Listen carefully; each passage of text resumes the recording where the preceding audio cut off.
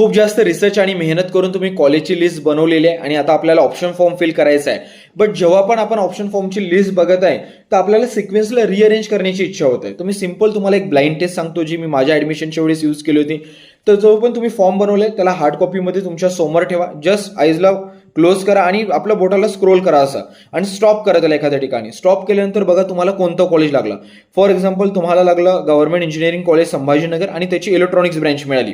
तर मग काय करायचं, त्याच्या खालच्या ऑप्शन्स बघत जायचं. असं कोणतं ऑप्शन तर नाही ना की जर ते मिळालं असतं तर आताच्या अलॉटेड ऑप्शनपेक्षा आपण जास्त आनंदी राहिलो असतो. जर असं असेल तर फॉर शुअर तुम्हाला सिक्वेन्सला रिअरेंज करायचं, बट असं नाहीये त्याचा अर्थ तुमची लिस्ट प्रॉपरली तुम्ही अरेंज केलेली आहे. कारण नियम एकदम सिंपल आहे मित्रांनो. तुमचा फॉर्म वरून तर खालीपर्यंत स्कॅन होत राहील आणि जिथे तुम्ही कट ऑफ क्वालिफाय कराल ते कॉलेज किंवा ऑप्शन तुम्हाला अलॉट होऊन जाईल आणि त्याच्या खालचे ऑप्शन्स स्कॅन होणार नाही.